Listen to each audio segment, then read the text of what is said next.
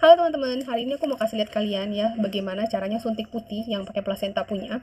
Nah, biasanya itu kan karena suntik putih yang pakai plasenta ini teman-teman ya, itu tuh harus dilakukan setiap 2 hari sekali dan juga dengan metode suntikan. Nah, banyak yang bilang sama aku bahwa mereka merasa itu ribet gitu loh teman-teman. Padahal kalau menurut aku pribadi ya, itu sebenarnya yang suntik kayak gini tuh lebih convenient, lebih praktis dibandingkan dengan yang infus gitu. Meskipun yang kayak plasenta ini dia itu memang agak lebih lambat kerjanya dibandingkan dengan yang infus ya. Akan tetapi ya kenapa dia lebih lambat? Karena sebenarnya dia ini fungsi utamanya itu adalah memperbaiki sel-sel tubuh kita di dalam.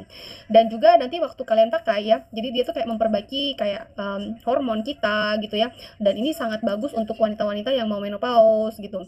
Dia juga memperbaiki, ini juga sangat cocok untuk orang yang ada MA-nya, ada GERD-nya kayak gitu-gitu ya.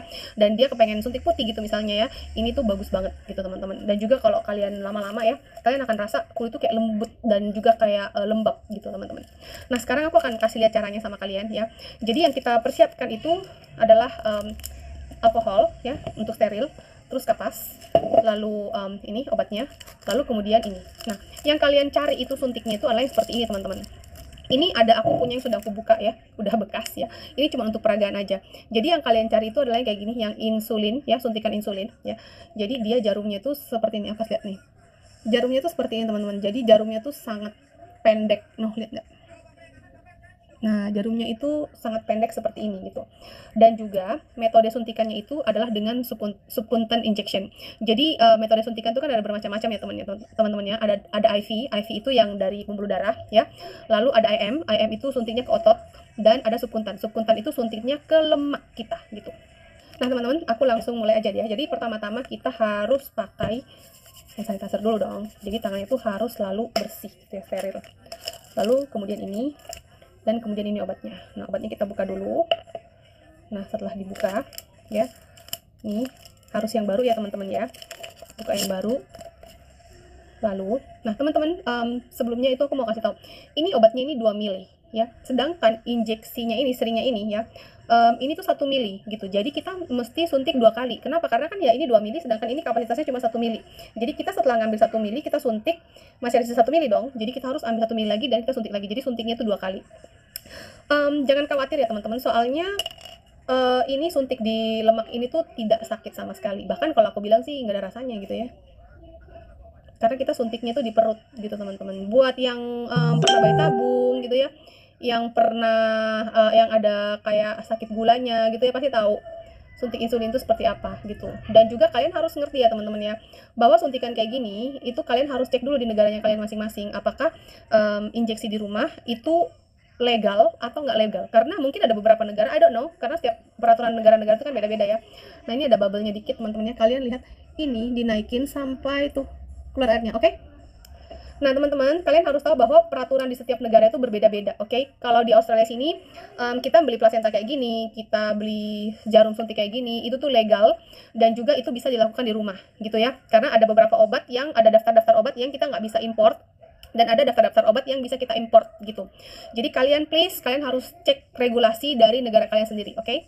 Teman-teman, pertama-tama yang harus kita lakukan itu tentu saja kita harus steril ya, sebelum kita melakukan injeksi. Jadi ini kita lap alkohol dulu, oke. Lalu ini obatnya, lalu kita ambil kayak gini, dan ini arahnya 45 derajat teman-teman ya, 45 derajat, lalu kita suntikan.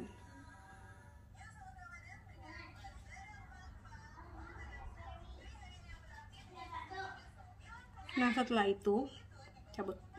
Nah, ini 1 mili pertama teman-teman ya. Nah, itu tadi adalah 1 mili pertama. Lalu ini adalah 1 mili terakhir yang kita ambil.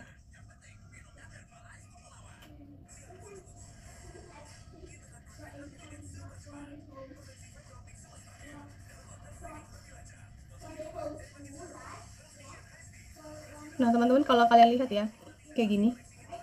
Misalnya ada kayak bubble-bubble gitu, cukup ditap-tap aja sampai tuh nanti bubble-nya naik ke atas. Kalau sampai di atas, kalian lihat itu ada airnya. Nah, ini sudah bisa kita pakai. Lalu ini adalah suntikan yang kedua teman-teman ya. Jadi kita lap lagi.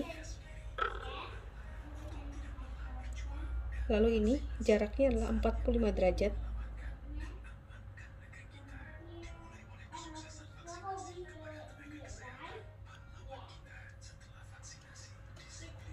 And then you done.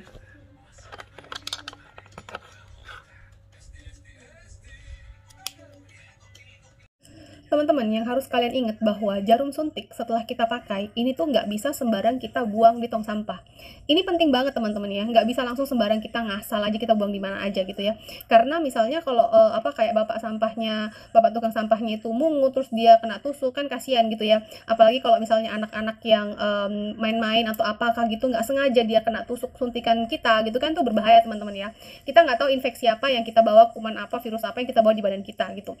Jadi kalau di Australia sini ya, kita itu punya regulasi bahwa jarum suntik itu nggak bisa kita sembarang buang. Jadi kita itu punya kotak satu warna kuning, kita belinya di apotek ya. Lalu kotaknya itu seperti ini teman-teman ya. Lalu kemudian setelah itu kita kalau kita mau buang, kalau sudah penuh kita isi semuanya, itu tuh nggak bisa kita ngasal buang juga tong sampah gitu. Jadi ada tempat collectionnya yang dimana kita itu setelah penuh isinya itu baru kita bawa ke tempat itu buat dimusnahkan gitu isinya gitu loh. Biasanya itu bawanya ke farmasi gitu.